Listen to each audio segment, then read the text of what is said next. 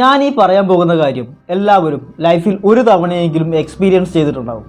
രാത്രി കിടന്നുറങ്ങുന്ന സമയത്ത് പുറത്ത് വല്ലാതെ ബഹളങ്ങൾ കേൾക്കുന്നു. മാത്രമല്ല റോഡിൽ നായ്ക്കൾ ആരെയോ ഓടിക്കുന്നത് പോലെ ഉരച്ചുകൊണ്ട് ഓടിക്കൊണ്ടേയിരിക്കുന്നു. എന്നാൽ പുറത്തിറങ്ങി നോക്കിയാൽ ആരെയും തന്നെ കാണാനും സാധിക്കില്ല. ചില സമയങ്ങളിൽ നമ്മൾ വീട്ടിൽ വെച്ച ഒരു സാധനം പ്രത്യേക കാരണം ഒന്നും തന്നെ ഇല്ലാതെ കാണാതാകുന്നു, അല്ലെങ്കിൽ സ്ഥാനം മാറി ഇരിക്കുകയോ ചെയ്യുന്നു. മറ്റു ചില സമയങ്ങളിലാവട്ടെ നമുക്ക് ചുറ്റിലും വല്ലാത്തൊരു ബാഡ് സ്മെല്ല് ഒന്ന് നിറയുന്നു, പെട്ടെന്നത് ഇല്ലാതാവുകയും ചെയ്യും. മാത്രമല്ല ചില സമയങ്ങളിൽ പെട്ടെന്ന് തിരിഞ്ഞു നോക്കുമ്പോൾ അവ്യക്തമായ പല രൂപങ്ങളും നമ്മൾ കാണാറുണ്ട്. ഇതൊക്കെ എന്തിനാണ് ഞാൻ ഇവിടെ പറയുന്നത് എന്ന് നിങ്ങൾ ചിന്തിക്കുന്നുണ്ടാവും. ഇന്ന് നമ്മൾ കേൾക്കാൻ പോകുന്നത് 13 വർഷം നീണ്ട 13 വർഷം 4 ആത്മാക്കൾക്കൊപ്പം ജീവിച്ച ഒരു കുടുംബത്തിന്റെ കഥയാണ്. നേരെ കഥയിലേക്ക് പോകാം. അതിനു മുമ്പ് okay bros, welcome back ji bros.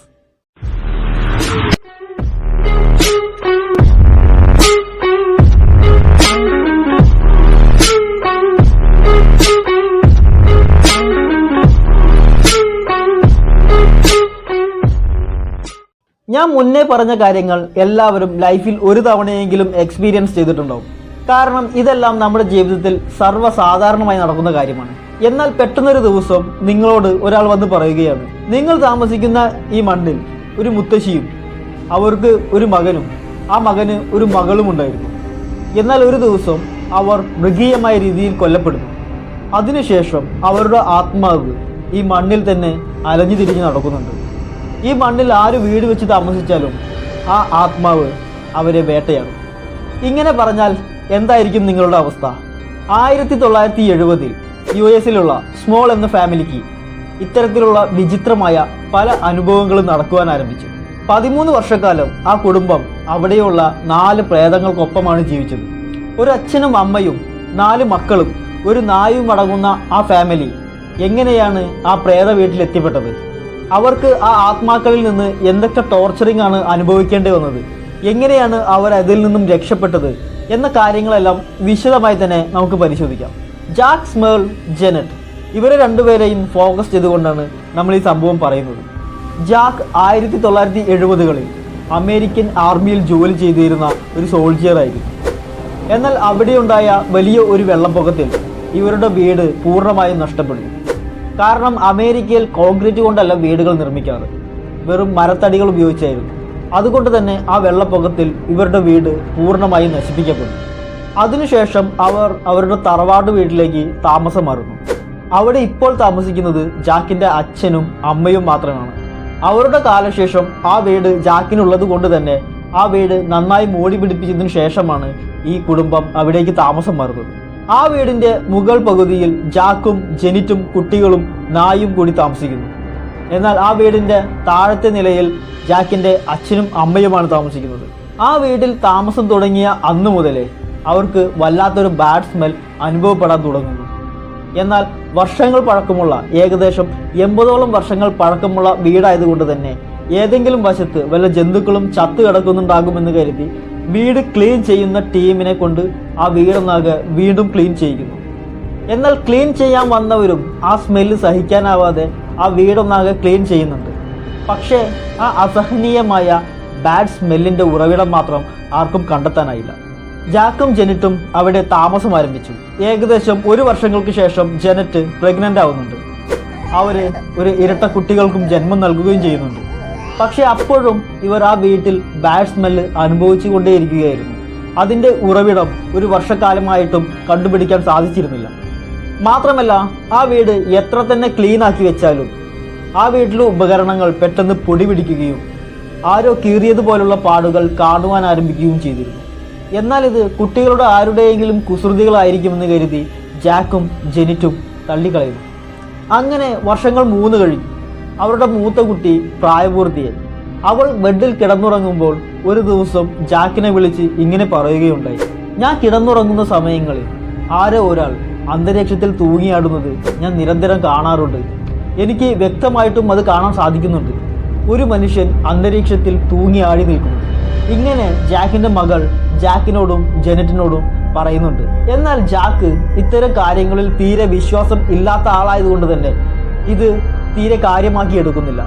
എന്നാൽ ജെനറ്റ് ഒരു വിശ്വാസി ആയിരുന്നതുകൊണ്ട് തന്നെ അവളോട് പള്ളിയിൽ പോകാനും പ്രാർത്ഥിക്കാനും വേണ്ടി പറയുന്നു. അങ്ങനെ 6 വർഷങ്ങൾ കടന്നു പോകുന്നു. ഈ കാലയളവിൽ അത്രയും ചെറിയ ചെറിയ പ്രശ്നങ്ങൾ നടന്നുകൊണ്ടേയിരിക്കുന്നുണ്ടായിരുന്നു. എന്നാൽ 6 വർഷങ്ങൾക്ക് ശേഷം ഈ ചെറിയ ചെറിയ പ്രശ്നങ്ങൾ വലുതാവാൻ ആരംഭിച്ചു. വീട്ടിലെ പല ഉപകരണങ്ങളും പലപ്പോഴായി സ്ഥാനം മാറി നിൽക്കുന്നതായിട്ട് കാണപ്പെട്ടു. സ്ഥിരമായി ഹോളിൽ കിടക്കുന്ന കസാര റൂമിലെ മൂലയിൽ ആർക്കും വേണ്ടാതെ മറിഞ്ഞു കിടക്കുന്നു. മാത്രമല്ല, രാത്രി കിടക്കുമ്പോൾ ഒരു വശത്തുണ്ടായിരുന്ന TV രാവിലെ എഴുന്നേറ്റ് നിൽക്കുമ്പോൾ മറുവശത്തായി കാണപ്പെടുന്നു. ഒരു ദിവസം രാത്രി കുട്ടികൾ ഉറങ്ങുന്ന റൂമിൽ നിന്നും വളരെ മോശമായ രീതിയിൽ സംസാരിക്കുന്നത് കേൾക്കുന്നു. വളരെ മോശമായ വാക്കുകൾ ഉപയോഗിച്ച് ആരെയോ ചീത്ത വിളിക്കുന്നതായിട്ട് കേൾക്കുന്നു. ഇത് കേട്ടുവന്ന ജാക്ക് ജെനിറ്റിനെ പോയി ചീത്ത പറയുന്നു. നീ കുട്ടികളെ ശരിയാവണ്ണം വളർത്താത്തത് കാരണമാണ് കുട്ടികൾ ഇത്തരത്തിലുള്ള മോശം വാക്കുകൾ ഉപയോഗിച്ച് ചീത്ത പറയുന്നതെന്ന് ജാക്ക് ജെനിറ്റിനെ ചീത്ത പറയുന്നു. അതിനുശേഷം ദേഷ്യത്തിലിരിക്കുന്ന ജാക്ക് ആ ദേഷ്യം തീർക്കാനായിട്ട് മക്കൾ കിടക്കുന്ന റൂമിലേക്ക് കയറി ചെല്ലുന്നുണ്ട്, മക്കളെ ശകാരിക്കാനായി.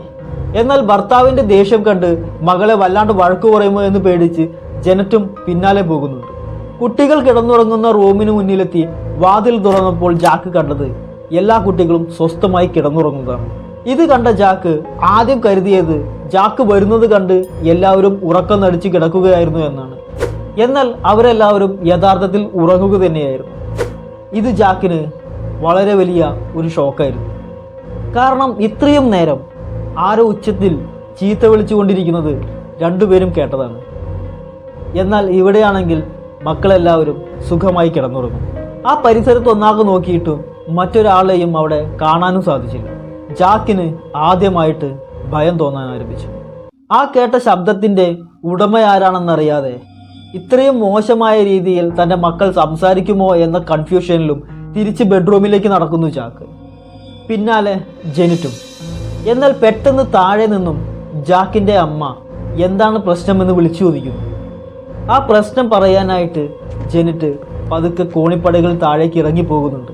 എന്നാൽ ജെനിറ്റ് കോണിപ്പടികൾ താഴെ ഇറങ്ങി പോയപ്പോൾ കണ്ടത് ജാക്കിൻ്റെ അച്ഛനും അമ്മയും സുഖമായി കിടന്നുറങ്ങുന്നതാണ്. ഈ കാര്യം പറയുവാനായി ജാക്കിൻ്റെ അടുത്തേക്ക് പോകുവാൻ തിരിഞ്ഞ ജെനിറ്റ് കണ്ടത് മുകളിലത്തെ നിരയിൽ പേടിച്ച് വിരണ്ടു നിൽക്കുന്ന ജാക്കിനെയായിരുന്നു. കാരണം ജാക്കുമാർ ശബ്ദം ചെയ്തു. പിറ്റേന്ന് തന്നെ ജാക്ക് ചർച്ചിൽ പോകുന്നുണ്ട്. ചർച്ചിൽ പോയി ഫാദറിനോട് കാര്യങ്ങളെല്ലാം പറയുന്നുണ്ട്. അവിടെയുള്ള എക്സോസിസം ടീം നേരെ ജാക്കിൻ്റെ വീട്ടിലേക്ക് വരികയും പരിശോധനകൾ നടത്തുകയും ചെയ്യുന്നു. എന്നാൽ അവർക്ക് കാര്യമായി ഒന്നും കണ്ടുപിടിക്കാനായില്ല. അതുകൊണ്ട് തന്നെ ഈ വീട്ടിൽ യാതൊരു തരത്തിലുള്ള പ്രശ്നങ്ങളുമില്ല എന്ന് പറഞ്ഞ് അവർ തിരിച്ചു പോകുന്നു. എന്നാൽ വീണ്ടും രാത്രിയിൽ ഇതുപോലുള്ള പ്രശ്നങ്ങൾ തുടർന്നുകൊണ്ടേയിരിക്കുന്നു. ജാക്കു വീണ്ടും പള്ളിയിൽ പോയി കാര്യങ്ങൾ പറയുന്നുണ്ട്. മറ്റൊരു ടീമിനെ അയച്ച് വീണ്ടും ആ വീടൊന്നാകെ പരിശോധിപ്പിക്കുകയും ചെയ്യുന്നുണ്ട്. എന്നാൽ അവർക്കും കാര്യമായിട്ടൊന്നും കണ്ടുപിടിക്കാനായില്ല. അങ്ങനെ ഒരു ദിവസം രാത്രി ജാക്കും ജെനിറ്റും കിടന്നുറങ്ങുന്ന സമയത്ത് എന്തോ അസ്വസ്ഥത തോന്നി എണീറ്റ ജാക്ക് കണ്ടത് തൊട്ടടുത്ത് കിടക്കുന്ന ജെനിറ്റ് ഓരോ ശബ്ദങ്ങൾ ഉണ്ടാക്കുന്നതാണ്. അവളുടെ ആക്ഷനിലും ശബ്ദത്തിലും ജാക്കിനൊരു കാര്യം മനസ്സിലായി. ആരോ ഒരാൾ തൻ്റെ ഭാര്യയോട് മോശമായി പെരുമാറിക്കൊണ്ടിരിക്കുകയാണ്. എന്നാൽ അവിടെയൊന്നും വേറൊരാളെയും കാണുവാൻ സാധിച്ചില്ല. ജാക്ക് അവളെ തട്ടി വിളിക്കുന്നുണ്ട്, പക്ഷെ അവൾ ഉണർന്നില്ല. പെട്ടെന്ന് തന്നെ ജാക്ക് അവരുടെ മകൾ ഉറങ്ങുന്ന റൂമിലേക്ക് ഓടി ചെല്ലുന്നുണ്ട്. അവിടെയും സ്ഥിതി വ്യത്യസ്തമായിരുന്നില്ല. മകളെയും ഏതോ ഒരു അദൃശ്യ ശക്തി മോശമായ രീതിയിൽ ഉപയോഗിച്ചുകൊണ്ടിരിക്കുകയായിരുന്നു. ഇതുവരെ അനുഭവിച്ചതൊന്നുമല്ല പ്രശ്നം, ഇനിയാണ് പ്രശ്നങ്ങൾ ആരംഭിക്കാൻ പോകുന്നത് എന്ന് മനസ്സിലാക്കിയ ജാക്ക് മറ്റു വഴികൾ ആലോചിക്കുന്നു. വീണ്ടും ചർച്ചിൽ പോയി കാര്യങ്ങൾ പറഞ്ഞാൽ 2 വട്ടം വന്ന് പരിശോധിച്ചിട്ടും അവർക്ക് യാതൊരു തരത്തിലുള്ള അമാനുഷിക കാര്യങ്ങളും കണ്ടുപിടിക്കാൻ സാധിച്ചിട്ടില്ല. അതുകൊണ്ട് തന്നെ ഇനിയും ചർച്ചിനെ ആശ്രയിച്ചിട്ട് കാര്യമില്ല എന്ന് മനസ്സിലാക്കിയ ജാക്ക് ഈ കാര്യം മീഡിയയോട് പറയുന്നു. ഇത് അമേരിക്കയിൽ വലിയ വാർത്തയാകുന്നുണ്ട്. 7 പേരടങ്ങുന്ന ഒരു ഫാമിലി പ്രേതശല്യം കൊണ്ട് ബുദ്ധിമുട്ടുന്ന വാർത്ത അമേരിക്കയിലാകെ സംസാര വിഷയമായി മാറി. ഇവരുടെ വീട്ടിന് മുമ്പിൽ എല്ലാ സമയവും മീഡിയാസ് വന്നു നിറഞ്ഞു. അങ്ങനെയാണ് ഈ കഥയിലേക്ക് എഡ് വാറൻ വന്നെത്തുന്നത്. എഡ് വാറനെ പറ്റി കൂടുതലൊന്നും പറയേണ്ട കാര്യമില്ല. കോൺചറിങ്, അനബെല്ല സിനിമകളിൽ എക്സോസിസം ചെയ്യാനായി 2 പേർ വരുന്നുണ്ടല്ലോ. ഇവർ വന്ന് ആ വീടൊന്നാകെ പരിശോധിക്കുന്നുണ്ട്. അപ്പോഴാണ് അവർക്കൊരു കാര്യം മനസ്സിലാകുന്നത്. ഈ മണ്ണിൽ 100 വർഷങ്ങൾക്ക് മുമ്പ് ഒരു മുത്തശ്ശിയും ഒരു മകനും അവരുടെ ഒരു മകളും കൂടി താമസിച്ചിരുന്നു. ഈ 3 പേരും ഒരു ഡീമന്റെ സ്വാധീനത്തിൽ പെടുകയും മരണപ്പെടുകയും ചെയ്തിരുന്നു. അതിനുശേഷം ഈ 3 ആത്മാക്കളെയും നിയന്ത്രിക്കുന്നത് ഈ ഡീമനാണ്. അവർ ഈ മണ്ണിൽ വർഷങ്ങളായിട്ട് താമസിക്കുകയും ചെയ്യുന്നുണ്ട്. നിങ്ങളിവിടെ താമസിക്കാൻ തുടങ്ങുന്ന സമയത്ത് അവർ തികച്ചും ദുർബലരായിരുന്നു. എന്നാൽ നിങ്ങളുടെ മക്കൾ പ്രായപൂർത്തിയാകുന്നതിനനുസരിച്ച് അവർക്കും ശക്തി കൂടി വന്നു. പക്ഷെ അപ്പോഴേക്കും 13 വർഷക്കാലം ആ ആത്മാക്കളോടൊപ്പം ഈ കുടുംബം ജീവിച്ച് തീർത്തിട്ടുണ്ടായിരുന്നു. പക്ഷെ 13 വർഷം 4 ആത്മാക്കളോടൊപ്പം ജീവിച്ച ആ ഫാമിലിക്ക് വെറും 10 ദിവസം മീഡിയയോടൊപ്പം ജീവിക്കാൻ സാധിക്കാതെ വന്നു. അവർ ആ വീട് വിറ്റ് മറ്റൊരു വീട്ടിലേക്ക് താമസം മാറി. എന്നാൽ പുതിയ വീട്ടിലേക്ക് താമസം മാറിയ ജാക്കും ജെനിറ്റും ഫാമിലിക്കും അവിടെയും പ്രേതങ്ങളുടെ ശല്യം അനുഭവിക്കേണ്ടി വന്നു. എന്നാൽ അതേസമയം ഇവരുടെ പഴയ വീട് വാങ്ങിച്ച ഫാമിലി ആ വീട്ടിൽ യാതൊരുവിധ പ്രശ്നങ്ങളുമില്ലാതെ ഹാപ്പിയായി ജീവിക്കുന്നുണ്ടായിരുന്നു. എന്നാൽ ഈ പുതിയ വീട്ടിൽ ജാക്കിനും ഫാമിലിക്കും പ്രേതങ്ങളുടെ ശല്യം കൂടിക്കൊണ്ടേയിരുന്നു. അവസാനം പുതിയ വീട്ടിലും എഡ്വാറൻ വന്ന് എക്സോസിസം ചെയ്യുന്നു. എന്നാൽ അവർക്ക് പ്രേതശല്യം ഇല്ലാതാക്കാൻ സാധിച്ചില്ല. അതിനുശേഷം പഴയ വീട്ടിൽ പോയി പലതവണ എക്സോസിസം ചെയ്ത് അവർ ആ പ്രശ്നം പരിഹരിക്കുകയും ചെയ്യുന്നുണ്ട്. നിങ്ങൾക്ക് സ്മേൾ ഫാമിലി എന്ന് ഗൂഗിളിൽ സെർച്ച് ചെയ്താൽ ഇതിൻ്റെ ഡോക്യുമെൻ്ററികൾ കിട്ടുന്നതാണ്. ഈ കഥ എത്രത്തോളം വിശ്വാസയോഗ്യമാണെന്ന് ചോദിച്ചാൽ അത് ഇന്നും ചുരുളഴിയാത്ത ഒരു മിസ്റ്ററിയായി തുടരുകയാണ്. പേഴ്സണലായിട്ട് എനിക്ക് ഈ പ്രേതങ്ങളിലൊന്നും വിശ്വാസമില്ല. എന്നാൽ ഇത്തരത്തിലുള്ള പ്രേതകഥകൾ കേൾക്കാൻ വളരെ ഇഷ്ടമാണ് താനും. ഈ കഥ അമേരിക്കയിൽ ഒരുപാട് ഡോക്യുമെൻ്ററികളായിട്ടും സിനിമകളായിട്ടും ഇറങ്ങിയിട്ടുണ്ട്. പക്ഷേ ഇത് വായിച്ചപ്പോൾ എനിക്ക് ആദ്യം ഓർമ്മ വന്നത് നമ്മുടെ ഇൻ ഗോസ്റ്റ് ഹൗസിനായിരുന്നു. എനിവേ, ഈ വീഡിയോ ഞാനിവിടെ വെച്ച് വൈൻഡപ്പ് ചെയ്യുകയാണ്. നിങ്ങൾക്ക് പ്രേതത്തിൽ വിശ്വാസമുണ്ടോ? ഉണ്ടെങ്കിൽ എന്തുകൊണ്ടാണ് നിങ്ങൾ പ്രേതത്തിൽ വിശ്വസിക്കുന്നത് എന്ന് ജസ്റ്റ് ഒന്ന് കമൻറ്റ് ചെയ്യണേ. ഈ വീഡിയോ ഇഷ്ടപ്പെട്ടാൽ ലൈക്ക് ചെയ്യാൻ മറക്കരുത്. മാത്രമല്ല ഇത്തരത്തിലുള്ള മിസ്റ്ററി കഥകളും ഹൊറർ കഥകളും കൂടുതൽ നിങ്ങളിലേക്ക് എത്താൻ ഈ ചാനലൊന്ന് സബ്സ്ക്രൈബ് ചെയ്യാനും മറക്കരുത്. മറ്റൊരു വീഡിയോയുമായി വീണ്ടും കാണാമെന്ന ശുഭപ്രതീക്ഷയോടെ ബൈ ബൈ.